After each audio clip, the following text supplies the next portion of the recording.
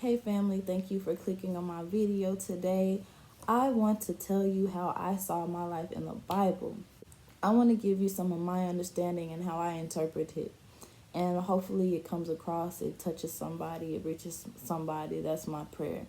But to give you a little backstory before I get into it, I am a single mother. I came from a very overprotective household. I didn't really get out much. I didn't get to know people, and there wasn't much love, so I wasn't very accepted. I was just isolated. I was always just looking for love and acceptance. Fast forward to college, still looking for love and acceptance, and I met many different guys who took advantage of the fact that I was a very kind, sweet girl and I didn't know any better. And so I was just looking for acceptance, and people tend to take advantage of that, unfortunately. And from there, I met somebody and I dropped out of college. I was so vested in them because they just sold me this dream of love and a happy life, and I fell for it. And I was just living my life through this other person, and I feel like that's what so many people do now, but I'm so lucky that I'm such a quick learner. It only takes one time for me to not let that happen again. My focus wasn't on God. My focus wasn't on God at all. I was focused more so on this person and this person providing for me the life that I wanted. But God had to show me that wasn't the way. And snowball effect, I became a single mother. Things didn't work out, but God led me out of the troubles that I was going through with that person. He led me out, and I came back home here, and I was I was happy that he let me out when I came back home here. I went through a little depression while I was pregnant, and because I realized that I was about to do all of this on my own, I was still so in love, but God showed me where the error of my ways. He showed me that it was him I should have been focused on the whole time, where I wouldn't been in that situation. But I didn't know that. I had to learn the hard way, unfortunately, because I wasn't nurtured to know the right way to go. But I still appreciate what God made me go through. I mean, he didn't necessarily make me go through those things, but because I didn't have I don't know how God works. He may have very well know what he was doing by placing me with the group of people he put me with in my family, because he knew what needed to be matured inside of me. He knew what needed to grow strong in me.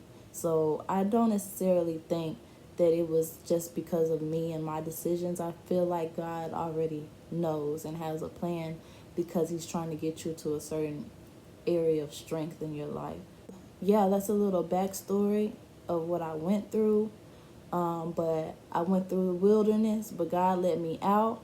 He showed me where my resources really came from. He showed me that he was the one I needed to look to for the life that I wanted. So let's get into this. The word of the Lord that came to Hosea son of Beeri during the reigns of Uzziah, Jotham, Ahaz, and Hezekiah, kings of Judah, and during the reign of Jeroboam son of Jehoash, king of Israel. When the Lord began to speak through Hosea, the Lord said to him, "Go take to yourself an adulterous wife and children of unfaithfulness, because the land is guilty of the vilest adultery in departing from the Lord." Hosea got a word from the Lord to go take a wife from this land that was so adulterous. And adultery can be defined as just, not being faithful to God in what he calls you to do, how you compose yourself. This was a land basically like Sodom and Gomorrah. Hate, stealing, promiscuous people. So basically, this was an act of God to redeem these people. So he married Gomer, daughter of Diblaim, and she conceived and bore him a son. Then the Lord said to Hosea, "Call him Jezreel, because I will soon punish the house of Jehu for the massacre at Jezreel, and I will put an end to the kingdom of Israel." In that day I will break Israel's bow in the valley of Jezreel. I believe this act of God was because the Israel the Israelites are children of God, and he wanted to save them. He had to put an end to the destruction that was happening and kill off everything that wasn't like him, but he redeemed somebody from there. And this was Gomorrah, and she bore a son, and the son, his name was a representation of what God was about to do to that land where she came from. Gomer conceived again and gave birth to a daughter. Then the Lord said to Hosea, Call her Lo Ruhamah, for I will no longer show love to the house of Israel, that I should at all forgive them. Yet I will show love to the house of Judah, and I will save them, not by bow, sword, or battle, or by horses and horsemen, but by the Lord their God. The house of Judah was one of the 12 tribes of Israel. God, if they were to become a part of the house of Judah, they were going to be saved, because Judah means praise, and these are children of God. So I'm believing that the people of the house of Judah were in devotion to God. They have faith in God. They weren't like Jezreel. They weren't like this other Israelite tribe that turned their back on God. The house of Judah was the one that God favored. So this is my interpretation, you guys. You know, I'm not a biblical scholar, but this is how I interpret it. It all makes so much sense in my head, and I'm hoping it's relating to you. But God basically told Hosea to go get a woman from this land, basically to redeem that land. And it has so much meaning, and it's packed with so much information. I don't know the meaning behind all these names, but if I did know them, it would make even more sense. So, but it's making sense to me now that there was a revolt, there was a battle that happened before this. And whatever that these Israelites did to upset God, and they turned their back on God, and they were unfaithful to God, they were an adulterous tribe. God was like, no more. We're going to put an end to this, and I'm going to redeem one of you guys to show you who you should be praising. Because right now the house of Israel were praising themselves. It was all about the kingdom of Israel. But that's not what life is about. It's about the kingdom of God. So God has to show you, when you're all about self and you're all about doing your own thing, God's going to put an end to that. But if you accept God and you accept the kingdom of God, he'll redeem you. After she had weaned Lo Ruhamah, Gomer had another son. Then the Lord said, Call him Lo Ammi, for you are not my people, and I am not your God. Yet the Israelites will be like the sand on the seashore, which cannot be measured or counted. In the place where it was said to them, You are not my people, they will be called sons of the living God. The people of Judah and the people of Israel will be reunited, and they will appoint one leader and will come up out of the land, for great will be the day of Jezreel. Great will be the day of Jezreel. That was her first son. And God is basically prophesying what is about to happen to Hosea, saying that I will bring them up out of this city, and they will be connected with the house of Judah, and I will redeem them. Continuing with Hosea chapter 2. Rebuke your mother, rebuke her, for she is not my wife, and I am not her husband. Let her remove the adulterous look from her face, and the unfaithfulness from between her breasts. Otherwise I will strip her naked, and make her as bare as on the day she was born. This is pretty brutal. When I first read it, I was like, dang, God. But it's so real. Like, basically, I feel like this is the story of a single mother right here in Hosea. It's like the story, God basically told this man to depart, like, get her pregnant and depart from her. Yes, they're saying husband and wife, but back in the day, being a husband they didn't have papers like we do now saying that you're a husband. It's like the act of sex made that man your husband. And so she had many husbands. And God basically told him to depart from him because look, I am not your actual husband and you are not my wife. Rebuke your mother, rebuke her, for she is not my wife, and I am not her husband. Let her remove the adulterous look from her face. You know what? I get so much revelation now. He's saying, rebuke your mother. And this is Jezreel. Jezreel, your mother is Gomorrah. And Jezreel is a representation of Israel, the tribe that was unfaithful to God. So he's saying, turn from her because she is not my wife and I am not her husband. So basically, God is telling Israel to turn from their wicked ways. Their ways is not married to God. Otherwise, I will strip her naked and make her as bare as on the day she was born. Otherwise, I will strip her naked and make her as bare as the day she was born. This is what he's about to do to Israel. I will make her like a desert, turn her into a parched land, and slay her with thirst. Tell me that's not the struggle of a single mother who's out here really struggling. Thirsty, looking for resources, trying to survive. Resources, sometimes just trying to find different men who might provide for you, but in with what cost? You're trying so hard to find something in different people and not God. Not show my love to her children, because they are the children of adultery. Their mother has been unfaithful. And unfortunately the children have to suffer from that because of that woman. And God won't show mercy to the children of that woman because they're children of disobedience. But wait, there's more. And has conceived them in disgrace.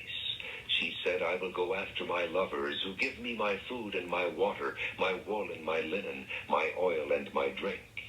Therefore I will block her path with thorn bushes. I will go after my lovers who will provide for me. And God says, therefore, since you say that, I will block what you're trying to do with thorns. It's going to be hard. I will wall her in so that she cannot find her way. She will chase after her lovers, but not catch them. She will look for them, but not find them. Then she will say, I will go back to my husband as at first, for then I was better off than now. She has not acknowledged that I was the one who gave her the grain, the new wine and oil, who lavished. Going through all this in desperation, I am just going to go back to the husband that I had at first that was providing and doing all these things for me. Not knowing that it was really God that had provided all these things for this woman. On her the silver and gold which they used for Baal. When he references Baal, that means this is what these people worshipped. This was their Lord. I looked up the word Baal and just glanced at what I saw, and owner, Lord. So basically, these things that he has listed off that she was in need of to provide her resources that she got from her lovers, these people worshipped as Baal, as God. Therefore I will take away my grain when it ripens, and my new wine when it is ready. I will take back my wool and my linen, intended to cover her nakedness. So now I will expose her lewdness before the eyes of her lovers. No one will take her out of my hands. I will stop all her celebrations, her yearly festivals, her new moons, her Sabbath days, all her appointed feasts. I will ruin her vines and her fig trees, which she said were her pay from her lovers. So, she went after all these things from her lovers, almost worshiped these lovers as God to provide her with these resources. But God said, no, I'm taking that away. You're going to really see who it comes from. Them a thicket and wild animals will devour them. I will punish her for the days she burned incense to the Baals. She decked herself with rings and jewelry and went after her lovers, but me she forgot, declares the Lord. Boy, when I was doing all that, when I was doing all those things in my past, I did not remember the Lord. I was not thanking the Lord for the fact that I was in college. I wasn't thanking the Lord for the fact that I had a dorm room. I had food to eat. I wasn't invested in God. I didn't know God like I did then. But God had to take all that away to show me, because I wasn't going to see it. I had to learn the hard way. I'm going to allure her. I will lead her into the desert and speak tenderly to her. That was my favorite part, because boy, when I be going through it, even now, he will lure, like, you go through all these things and God will lure you into the desert, into the wilderness, and then he'll whisper sweet sayings to you.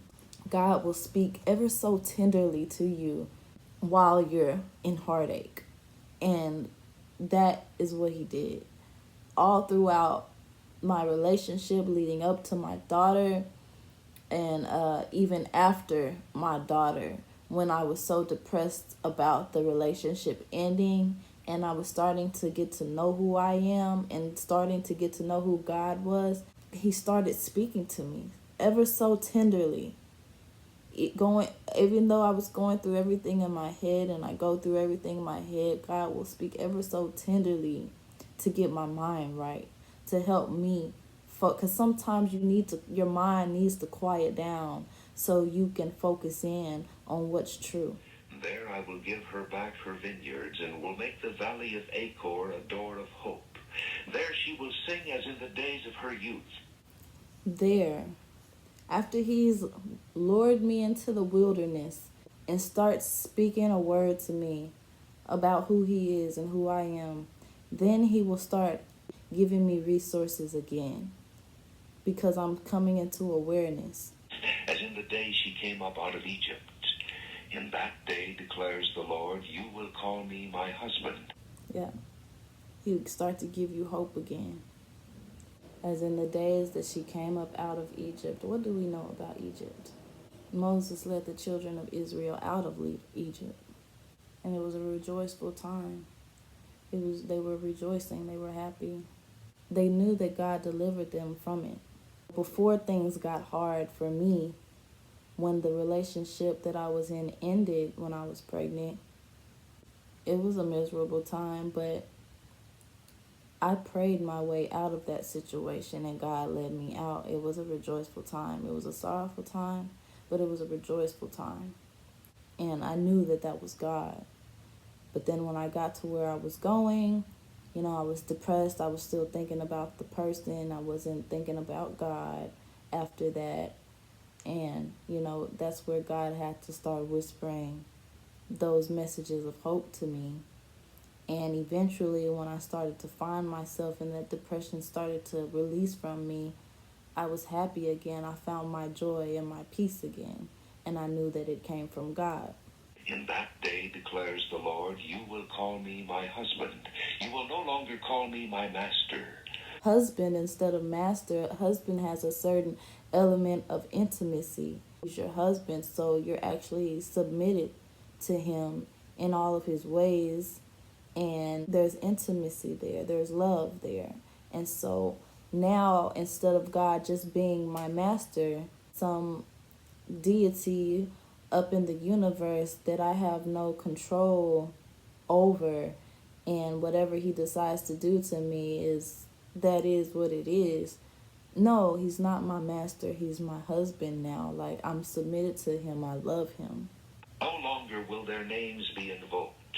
In that day I will make a covenant for them with the beasts of the field and the birds of the air and the creatures that move along the ground. Bow and sword and battle I will abolish from the land, so that all may lie down in safety. When you get to that point, then God will make a covenant with the universe around you to work for your good. At first he had it because your mind wasn't right. He had it to where all those things were working against you and they weren't coming to you. Your resources weren't coming to you. But then when you started to know him and you started to get to know his ways and he became your husband, then he started making everything around you, all the resources work together for your good and cause you to live in safety. I will betroth you to me forever. I will betroth you in righteousness and justice, in love and compassion. I will betroth you in faithfulness, and you will acknowledge the Lord. Amen. In that day I will respond, declares the Lord. Amen. I will respond to the skies. See, before then, God didn't respond. He had to let you suffer to get you to a place where you understood where it was all coming from. And once you understood, then he answered. God will turn his face when you're in sin. He will turn his face. He won't forsake you. He's always going to be there. But until you change your ways, then he'll look at you again. And they will respond to the earth, and the earth will respond to the grain, the new wine and oil, and they will respond to Jezreel. They will respond. Thank you, Jesus. They will respond to Jezreel. Jezreel was her first son. The definition of what God was trying to do with Israel. And at first, nothing was responding to Jezreel. Nothing was responding to Israel because of their ways. But after they became a new people, she became a new woman.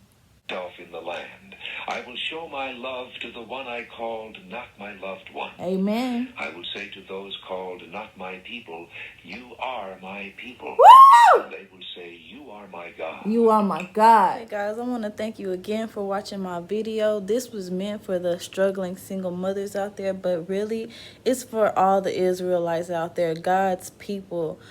Try your best to stay in his ways. Don't turn your face from him, and know that all resources come from the source. And I wanted to put this out there for somebody who may need it to hear it. Be blessed, be encouraged, and know that all you need to do is trust God, put your faith in God, and do what his word tells you to do, and you're good. Be blessed. I love you.